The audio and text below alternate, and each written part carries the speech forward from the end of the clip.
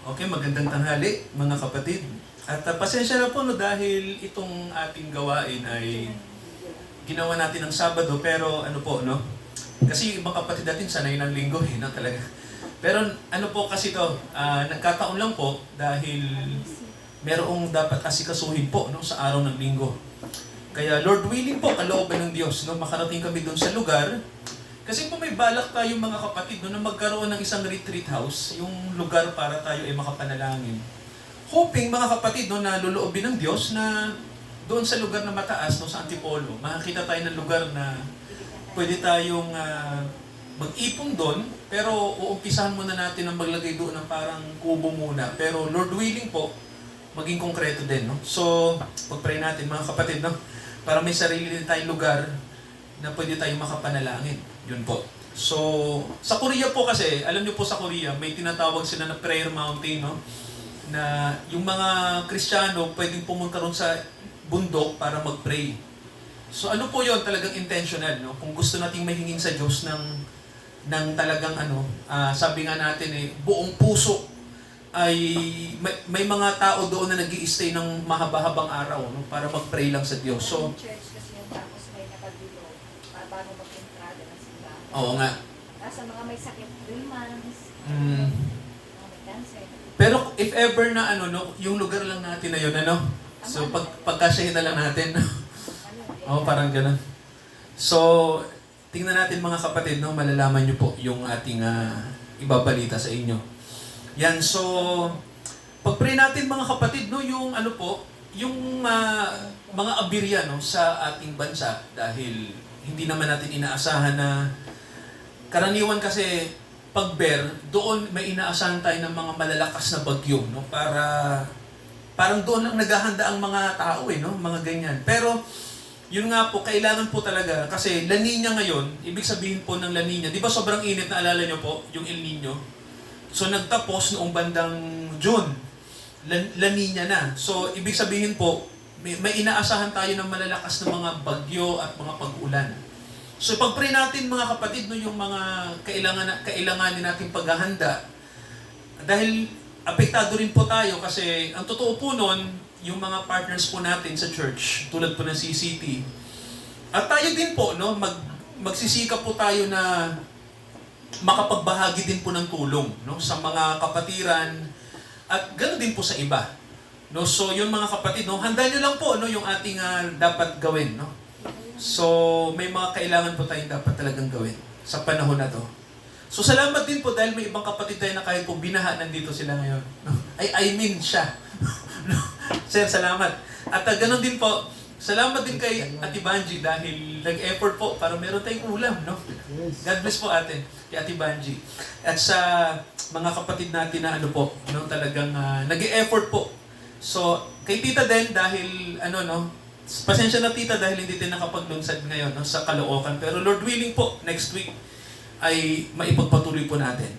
So, mga kapatid, bukas po pag-pray nyo po yung pagpunta namin doon po sa site. Kasi po ang aming Yung lot area ng opo, sana po yung lugar natin doon. Okay, para nyo na lang po na hindi na lang ako magmamic. May lugar po sa Antipolo na gusto ng mayor na tirahan ng mga tao. So, ano po yun? Libre yun. Pero ang prefer ng mga tumira doon, yung mga tiga-Antipolo talaga. Yun, kaya lang, kinonta kami nung tiga-Antipolo na kakilala namin, sinabi sa amin na, Pastor, gusto nyo bang kumuha doon? So sabi namin, hindi, pwede namin tirahan, pero iniisip ko na hindi tirahan. No? Ang gusto namin, lugar para may simbahan din sa Antipolo. Yun yung sinabi ko. No? Para meron din tayo doon parang branch. So pumayag naman yata sila, no? Kasi may mga pastor na kumuha din dito eh. So yun po. So, hindi ba may pastor din na kumuha? 2 na yatang pastor. Ang kinuha pa ng isa, sir, 500 square meters, no? Hindi talaga sila. Yung amin, 200 lang eh, yung atin. Sana Mas malaki nga lang ang sukat mo. Siyempre, magdadagdag. Siguro, baka dagdagan naman ako pag sinabi kong gagawin nating church. No? Gagawin nating retreat house. Bigyan ka ng 1,000. Oo. Pray niyo po kami. Opo. So, depende mga kapatid, no? So, pag-pray nyo po, yung lakad po namin bukas. Hindi naman daw. Dahil tama naman na yun. Siguro pwede na rin Okay yun. naman yun. Oh, malaki-laki na rin yun. Malaki na yun. Tsaka pag-pray nyo rin po, baka yung lugar, baka landslide prone, no? Oo, yun. Kasi marami sa antipolo Oo. mga lugar din na ano eh. Nila landslide. Lalo na yung mga pataas. Opo. So, check namin tita yung lugar Tingnan kung nyo rin. may soil erosion ba rito, delikado rito. Hindi, pag-pray natin Oo, na check natin yung lugar. May nainihan na talaga ang Lord ng lugar para sa Oo nga po. Oo, kung saan talaga yun. Yun lang. Kukumute lang, Tibanji. Commute lang po. Pero po, may sasalubog na kapatiran tayo na may sasakyan. Oh, si Sister Jackie. Para ano din, kumuha rin kasi siya ron eh. Kasi gusto niya tabi-tabi. Daw dyan, banda. Ha? Hindi na natin. Saan? Opo, yung dadaan na namin. Yung dadaan na namin, baha, Kainta. San Mateo. Ang daming nalubog sa baha ngayon. San Mateo, Kainta. pero ano na yata, sir, Pero ano yung na? kabundukan po kasi yung pupunta Nag-subside na. Bundukan talaga. Walang Kaya ano. ano eh. Ang baba noon, parang dinedevelop na ano ata. Parang, ano ba yun, nawasa? Ano ba yun, Manilad. Maynila daw yung ano nun, Ewan ko. yung isa sa mga, hindi ba? Malapit sa baba Maynila. ata. Ewan ko dito, sa may ano, Ate Banji, sa may likaw-likaw, kung anong ano, no? Kasi dati, ano din yung lugar na yan eh. Maraming kumuha ng mga lupa. Dati ano lang yan eh. Mataas po yan, kabundukan po yun eh. So yung sa Antipolo Nasa po, lugar yun, hindi po yung binabayang lugar. Talagang ano? Bakit ang layo? opo, yung lugar na yun talagang ano po, yung talagang, ano po yun? Yun po, talagang ano po, yung sabi na natin na mapuno, gano'n talaga, tsaka madamo. Praise God. So mga kapatid, ipag-pray po natin yun. Okay po, dulog tayo sa panalangin mga kapatid, sandali. Idulog natin ang salita po ng Diyos na ating pong tatanggapin ngayong tanghali po. Manalangin tayo. Dakilang Ama, kayo po ang magbigay sa amin ng salita na kailangan namin. Galing sa inyong banal na Espiritu, samahan nyo kami. Sa pangalan po ng aming Panginoong Jesucristo. Amen. So basahin natin mga kapatid yung Lucas 17. Okay, segue lang tayo ng konti kasi po mahalaga po itong Lucas 17. Okay, isa po ito sa mga salita ng Diyos na napakahalaga po sa panahon po natin. No? Luke 17. Yan, so basahin po natin yung verse 20 at sa mga susunod. No? Verse 20.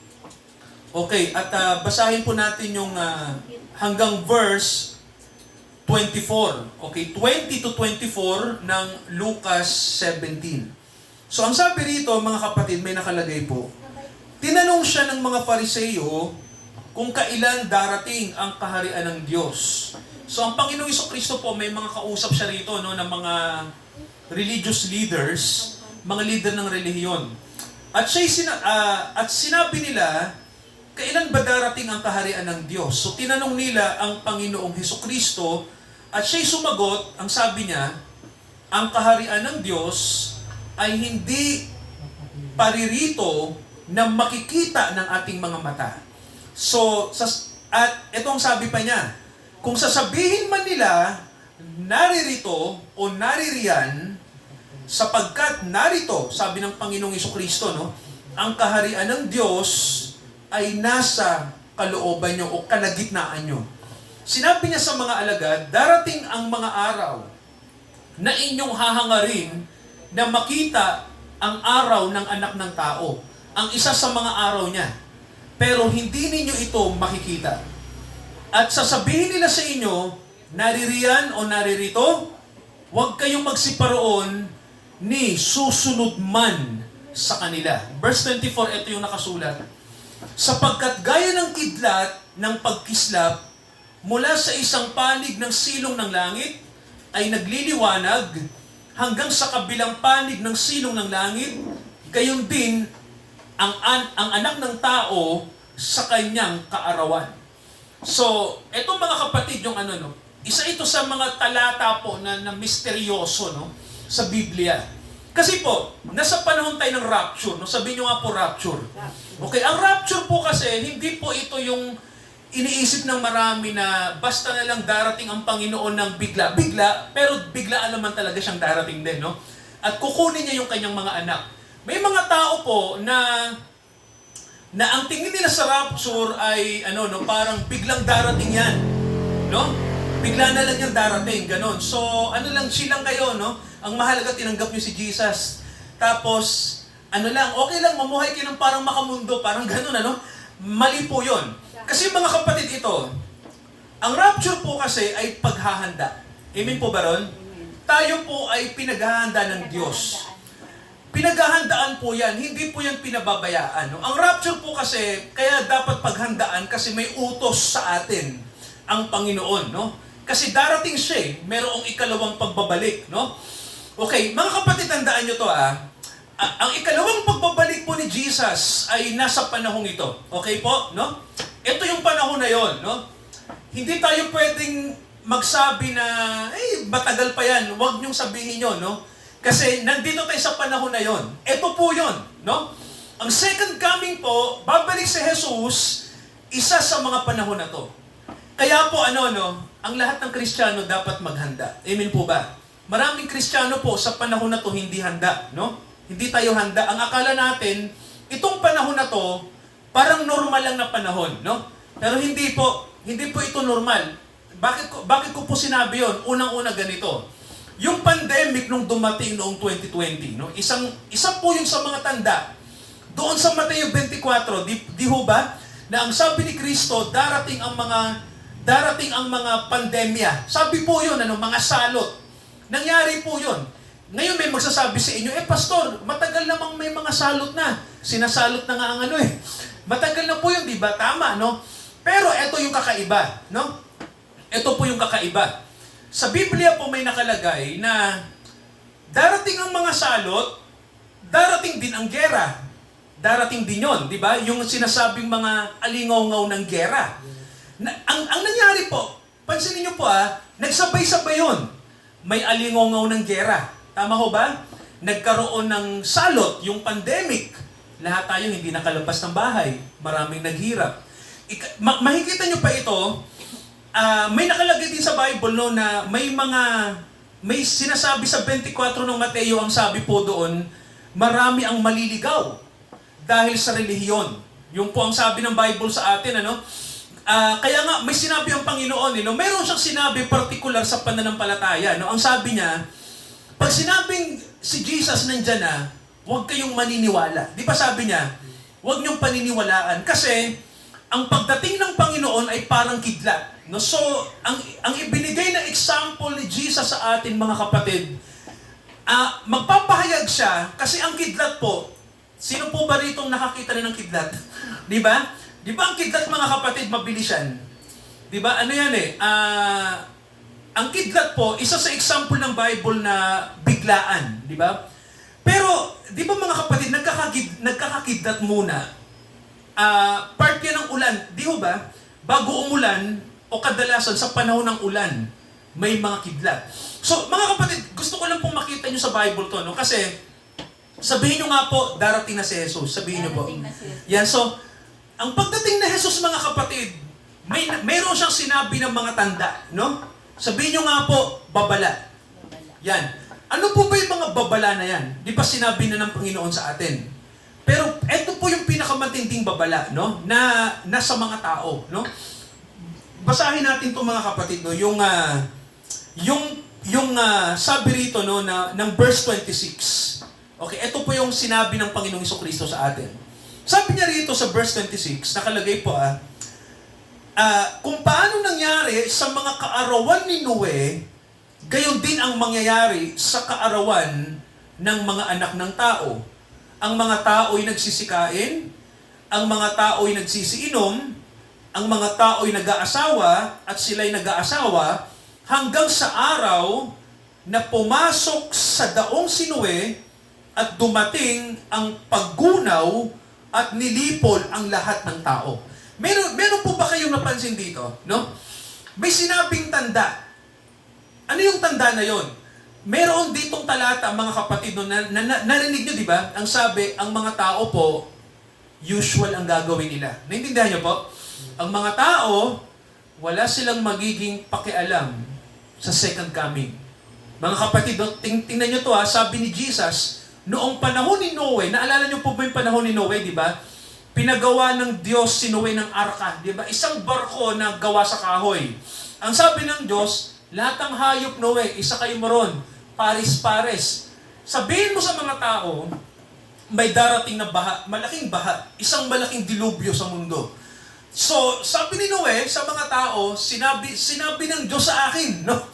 Na may darating na baha, di ba? At marami ang mamamatay. Kaya kailangan yung pumasok sa arka. Di ba mga kapatid, ano yung reaksyon ng mga tao noon nung panahon ni Noe? Ano yung kanilang reaksyon? Di ba walang nakikinig sa kanya? At sabi nga po, no, meron nga pong nagsabi no, na wag kayo, may ibang nangangaral noong panahon ni Noe. Ang sinasabi kay Noe, wag kayong makinig dyan, mayroon niyang sira sa ulo. Yun ang tingin nila.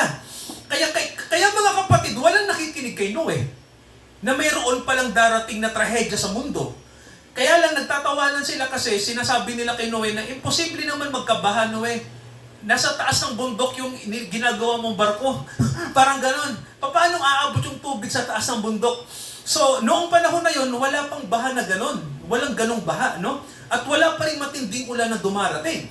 Pero ang sabi ni Noe, sabi ng Diyos sa akin. So, sinong Diyos yung sinasabi mo? So, nandoon yung paglait kay Noe. At ganoon din mga kapatid sa panahon natin. Marami nagsasabi na si Jesus, nasaan yung Jesus? Sinasabi natin sa mga tao na kailangan nilang sumampalataya, kailangan natin magsisi sa lahat ng kasalanan. Ang mga tao sinasabi nila, kalokohan niya. Sa modernong panahon tayo, meron mag-Jesus na darating? Wala na yon, mythology lang yon, di ba? Alamat lang yan. Baka fake, pabula lang ng Bible yan. Wala namang dumarating, 2,000 years na. Ganon na ganon, sabi ni Jesus, ang panahon na aabutan natin. Kaya mga kapatid, tingnan niyo po ang sabi noong panahon ni Noe, ang mga tao, nag-aasawa, tama ho ba? Nagtatrabaho, hanggang sa dumating, di ba ang sabi sir, ang paggunaw. So, ganun din mga kapatid sa panahon natin. Ganun din, na ang mga tao, wala silang magiging pakialam sa Diyos. Yun po yun, mamumuhay lang sila sa gusto nila, pero mga kapatid, biglang darating yung paggunaw. Hindi natin inaasahan yun, no? At ito yung nakakatakot, no? Sabi nga nasa panahon tayo ng rapture. So, pastor, paano ba dapat maghanda sa rapture? Di ba? Paano ba?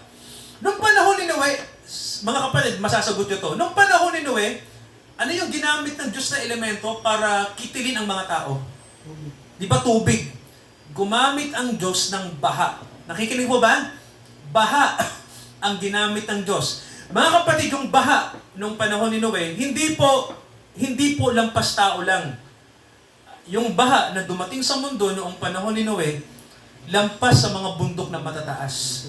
Ibig sabihin mga kapatid, noong panahon ni Noe, nang dumating yung tubig sa mundo, wala kang makikitang lupa. Lahat ay kinulong ng Diyos sa tubig nung panahon na yon. Wala kang makikitang bundok. Pati ang matataas na bundok, tinalo ng baha. Alam na kung bakit mga kapatid ganito yon. Umulan ng 40 araw nang walang tigil. Tingnan nyo po ilang ulan lang, 2 araw lang halos, di ba? Hindi na tayo magkanda-ugaga mga kapatid, no? Lahat ng gamit natin sa mabababang lugar, sira na, di ba? Papasukin ng putik yung bahay natin. 2 araw lang yon. Isipin natin, nung panahon ni Noe, 40 araw, ang ulan ay walang tigil. Mga kapatid, no? Ito yung malupit. 40 days, 40 nights. Yung ulan na, isipin nyo. 40 days, 40 nights. Ang matindi pa rin ito, yung ulan, sinabayan ng, alam niyo po ba kung ano? Ang sabi ng Bible, ang lupa ay nabitak. Nabitak yung lupa, naglabasan yung maraming tubig. Yung mga bukal na butas. Kaya mga kapatid, sabay, no? Nabutas yung mga bukal. Lumabas yung tubig sa lupa, kasi may tubig sa ilalim ng lupa Lumabas yon at sinabayan ng ulan. So, isipin nyo mga kapatid, tuloy-tuloy, no? Yung tubig lumalabas sa lupa, yung tubig nanggagaling sa langit. 40 days, 40 nights. Hanggang sa ang lahat ng tao po hindi na makita. Lahat ng hayop na naiwan, namatay lahat. Hanggang sa sila Noe na lang yung natira. Yung arka nila Noe, mga kapatid, nasa mataas na lugar yun Naabutan pa yon. Ganun katindi, no? Hanggang sa palutang-lutang na yung arka. Wala ka nang makita. Ganun mga kapatid ng panahon ni Noe, no? Nilipol ng Diyos ang lahat ng tao sa pamamagitan ng baha. Pero makinig po kayo, matindi to. Yung pumang baha na kinatatakutan natin ngayon, mga kapatid, no? Ito po ba yung gagamitin ng Diyos sa palagay nyo po? Sa palagay nyo po ba baha pa rin? Well, alam nyo po ba na may mga pagbaha sa mundo? Alam nyo po ba sa Saudi Arabia, sa mga lugar ng madisyerto, binabaha na rin? Alam nyo po ba yun? Di ba? Napansin nyo po ba? Yung dating lugar na hindi binabaha, ngayon, binabaha na. Ganun katindi mga kapatid, no? Nag-iba na ang mundo natin. Nagkaroon na ng climate change. Sabihin nyo nga po climate change. Ano po ba yung climate change para alam nyo, no? Alam nyo po ba ang climate change ito? May sinabi ang Diyos bago pa mangyari ang climate change na yung pagbabago ng ating weather system. Di ba may sinabi ang Diyos na darating ang araw, sabi ng Diyos, huhukuman ko ang tao, hindi na ng tubig kundi ng apoy. May sinabi ang Panginoon na apoy. Basahin natin yung yung Pedro. Okay, para makita natin. Sabi rito mga kapatid sa unang Pedro. Okay, ito pakinggan nyo to, mga kapatid, no? Okay, unang Pedro, sorry po. Okay, ikalawang Pedro po, I'm sorry. Ikalawang Pedro, chapter 3. Okay, ikalawang Pedro, chapter 3. Okay, basahin natin ang verse 9. Sige sir, anong sabi? Sige po, pakinggan natin to, no? Ikalawang Pedro, chapter 3, verses 9 to 10. Ito po, pakinggan nyo po, mga kapatid. Hindi mapagpaliban ang Panginoon tungkol sa kanyang pangako, na gaya ng pagpalibang ipinalalagay ng iba, kundi mapagpahinuhod sa inyo, na hindi niya ibig na sinuman ay mapahamak, kundi ang lahat ay magsipagsisi. Verse 10, sir? Sapagkat, datapwat? Datapwat darating ang araw ng Panginoon, na gaya ng magnanakaw. Ano raw po mga kapatid ang sabi? Pag dumating na yung araw ng Panginoon, eto na po yun, tulad po ng magnanakaw. Tuloy nyo po yung pagbasa, sir. Na ang sangkalangitan sa araw na iyan ay mapaparam na kasabay ng malaking ugong. Di ba mga kapatid may sinabi na may maririnig na tayong ugong sa langit, no? Sige sir, tuloy. At ang mga bagay sa langit ay mapupugnaw sa matinding init. Yung mga bagay ng langit matutunaw dahil sa matinding init. Tuloy nyo po. At ang lupa at ang mga gawang nasa lupa ay pawang masusunog. Di ba sabi mga kapatid, ang lupa masusunog? Di ba? Nakalagay sa Bible po na ang lupa ay susunugin. So, mga kapatid, tandaan nyo po maraming pagbaha na darating. Tama ho ba? Pero hindi po yan ang papatay sa mga tao. Sabi ng Biblia, ang gagamitin ng Diyos sa panahon na ito ay apoy. Ibig sabihin po, bakit may climate change? Alam niyo po ba kung bakit ang tubig ay dumadami sa mundo? Kung bakit natutunaw ang mga yelo, kung bakit ang tubig ay tumataas at nagkakabaha sa iba't ibang panig ng mundo. Alam niyo kung dahilan? Kasi mga kapatid, ito yung irony, no? Ito yung kakaiba. Ang mundo natin ay umiinit. Naintindihan niyo po? Kaya maraming tubig dahil umiinit ang mundo. Alam niyo, di ba mga kapatid, tingnan niyo to Bakit maraming tubig? Kasi ang mundo po'y umiinit. Ganun po. Kaya may baha kasi tumataas yung level ng tubig sa mundo dahil mainit ang mundo. Yun ang ibig sabihin mga kapatid. Kaya sabi ng Panginoon, hindi baha ang papatay sa tao, kundi apoy. Sabi ng Diyos, apoy ang gagamitin niya. Kaya masusunog tayo. Maraming masusunog. Mga kapatid, pwera lang ang mga anak ng Diyos sa rapture, hindi sila kasama. Pero ang sabi ng Bible, marami ang mamamatay sa apoy. Pastor, bakit ganon? Kasi ganito. Di ba mga kapatid, pag mainit na yung mundo natin, di ba? Diretso yung sikat ng araw sa planeta natin. Lahat ng yelo, matutunaw. Tama ho ba? Yung yelo, sa hilagang Antarctica hanggang sa timog, matutunaw yon. Pag ang yelo natunaw, ano pong mangyayari? Yung tubig ay tataas. Yun lang po yun. Simpleng-simple lang, no? Kaya nagkakabaha dahil nag-iba na ang mundo natin. Kaya mga kapatid, pansinin nyo, no? Pastor, akala ko ba sabi ni Lord, hindi na tayo babahain. Hindi niya nagagamitin yung baha para gunawin ng tao. Totoo yan. Magkakabaha pa rin. Initially. Pero hindi yan ang papatay sa atin. Apoy ang papatay sa tao. Magkakaroon ng pagtunaw. Di ba sabi sir, nakalagay ang mundo ay parang matutunaw sa matinding init. Kaya po, mga kapatid, mangyayari po yan sa panahon natin. Alam niyo ba may nagsabi po may mga nagsasabi, no?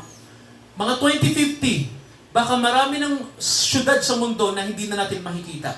Dahil natabunan na ng tubig, dahil sa matinding init ng mundo. Ganun po yun. Ano po yun? Manila, New York, Dubai, mga lugar, Hong Kong, mga lugar na malalapit sa dagat, mabubura sa mapa pagkaraan ng 50 years. May mga ganung kaya sabi nga mag-ingat na raw ang tao, ingatan natin ang kalikasan. Ito, tanong ko, paano natin maiingatan kung nakaset na to? Di ba? Kung yung orasan ng Diyos ay hindi natin mapipigilan yon. Tama ho ba?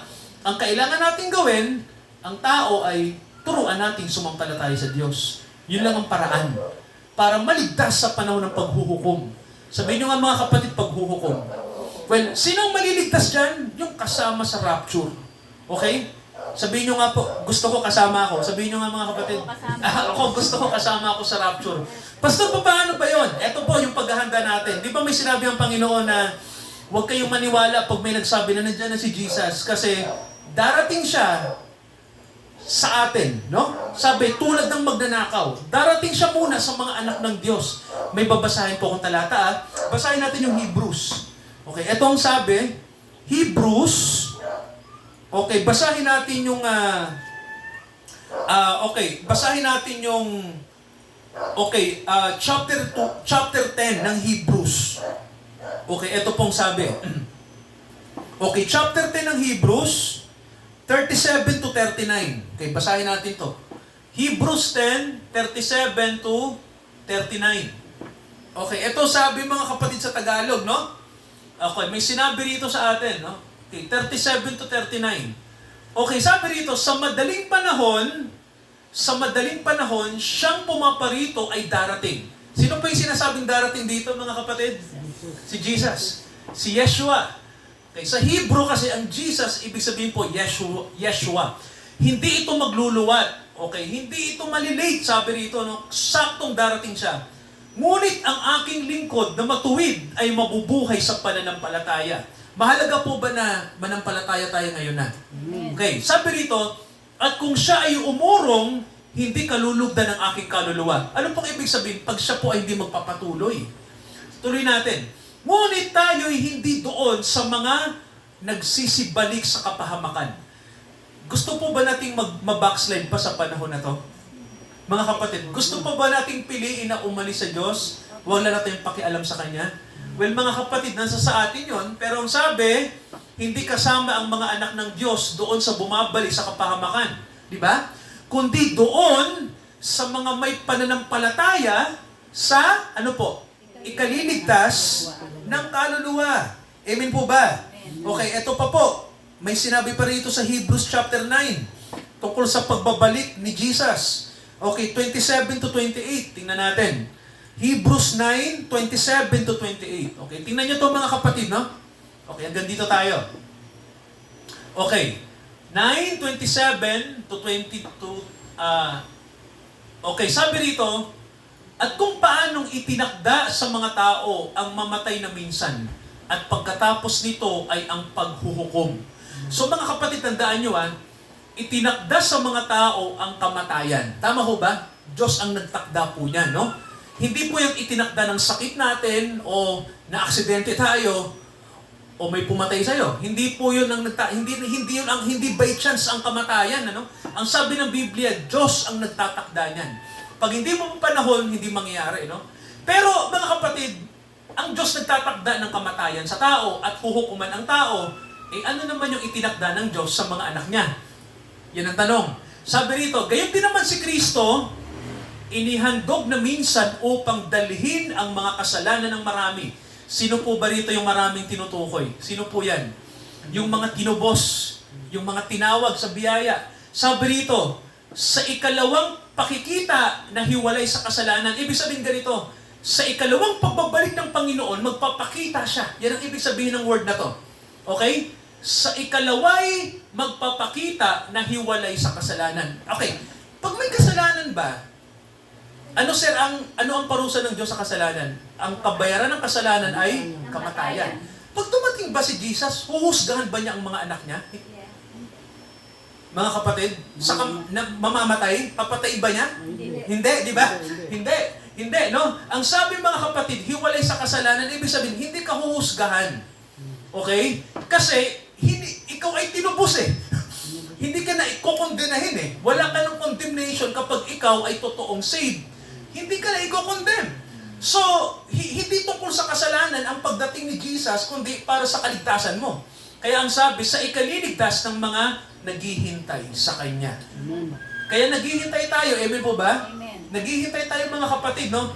Ngayon pa nga, dumating na siya eh. Alam niyo ba na dumating na si Jesus sa pamamagitan ng salita? Amen ba? Amen. Salita may dumating na sa atin, no? Para ihanda tayo. Ito po yun, no? Yung salita ng Diyos, inihahanda tayo. So, yung actual, anytime, anywhere, darating yun, sir, di ba? Pero ngayon pa lang, handa na tayo. Amen po ba? Amen. Handa na tayo. Handa na ba kayo? Amen. Di ba mga kapatid, ako handa na rin ako, no? Kasi po, ang totoo ng tita, ang rapture po, ang nakakalungkot lang, di ba, sinasabi nila, may isang iiwan eh, di ba?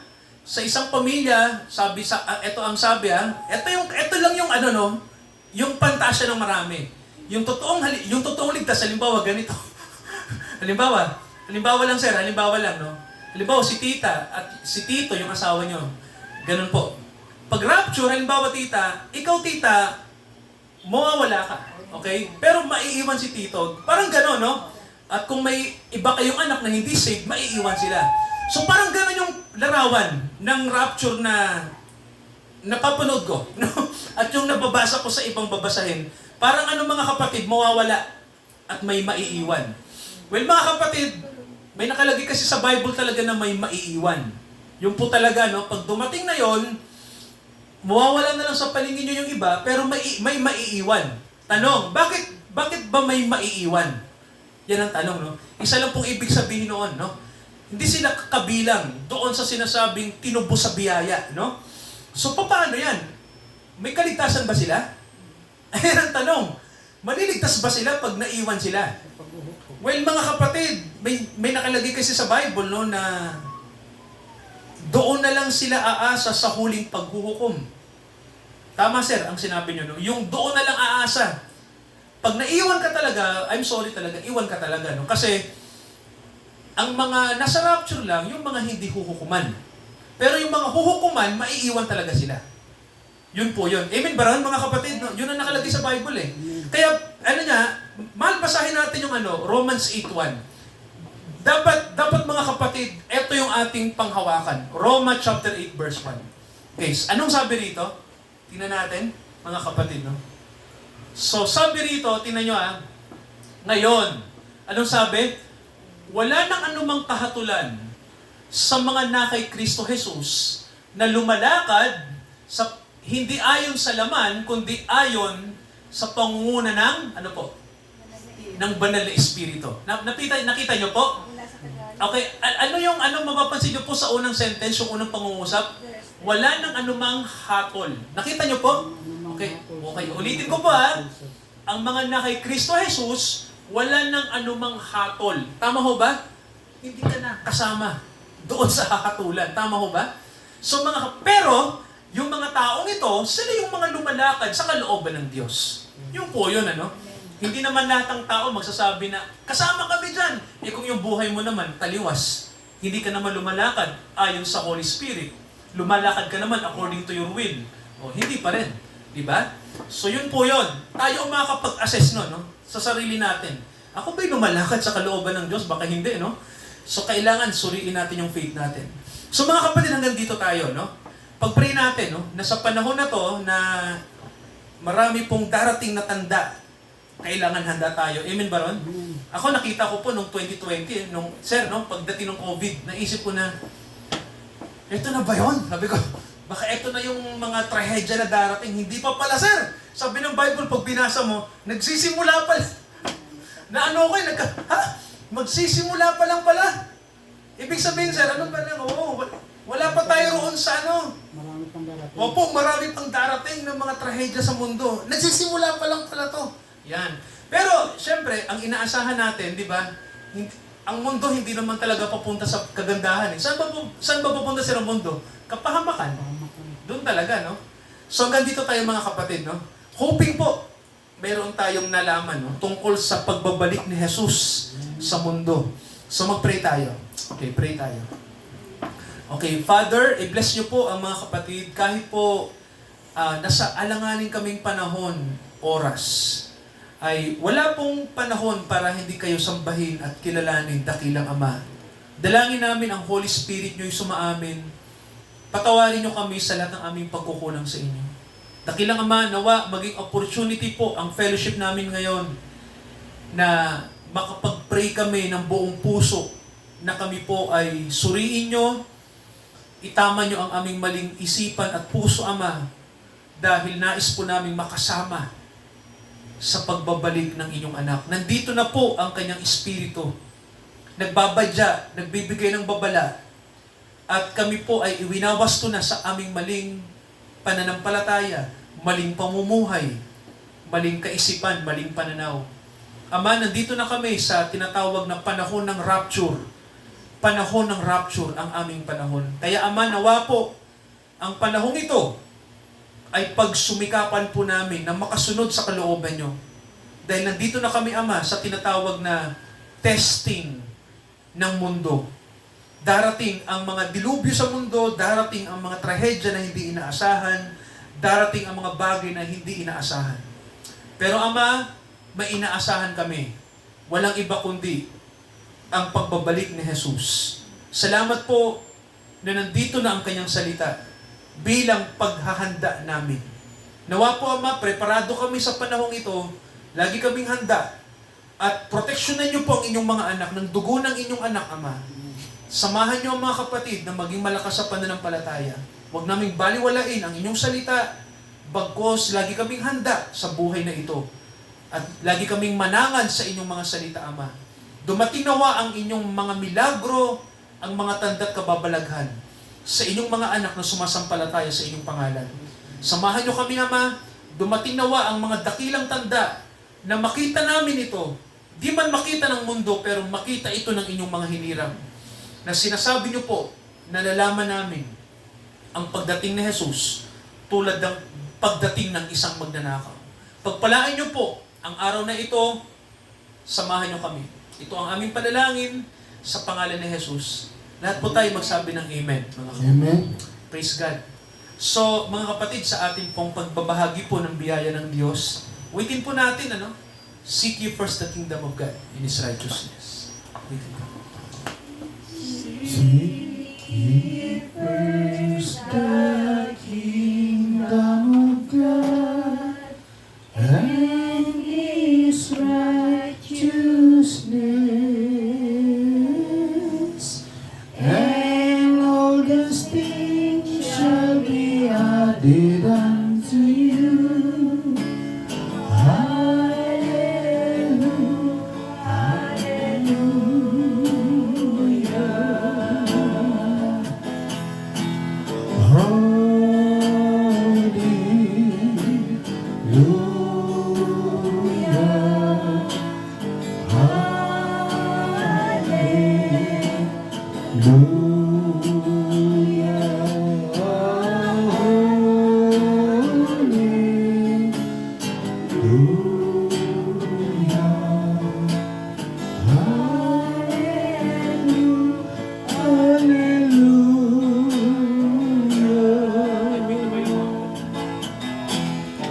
Seek ye first the kingdom of God and His righteousness, and all these things shall be added unto you.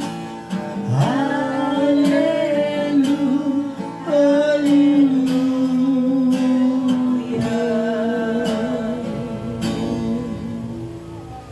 Praise God.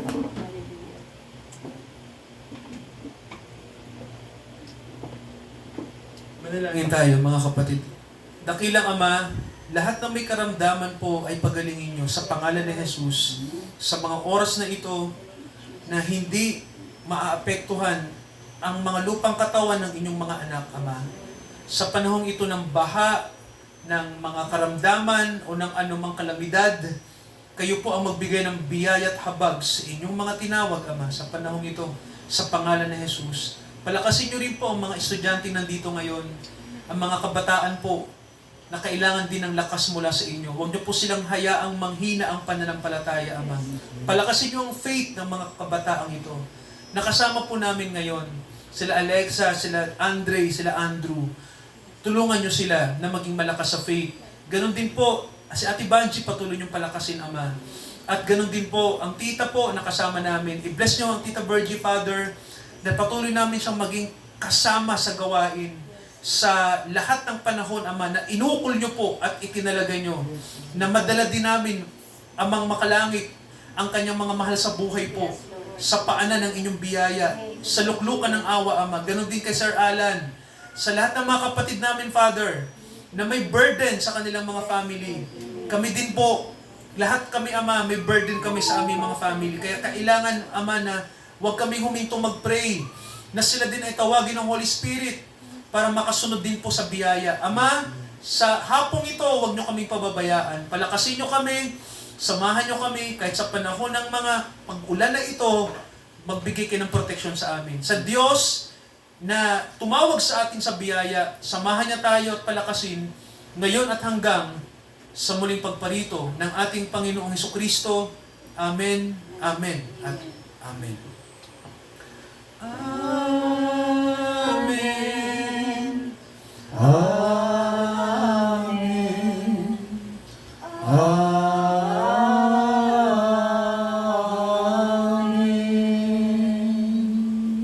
Purihin po ang Diyos. Magkamayan tayo mga kapatid. God bless. God bless sa ating lahat. Yan po. God bless po. Magandang hapon, sir. Magandang hapon. Kay Ate Banji, kay Alexa, kay Sir Alan. Sa lahat ng mga kapatid, God bless po sa inyo. God bless po. God bless po. God bless.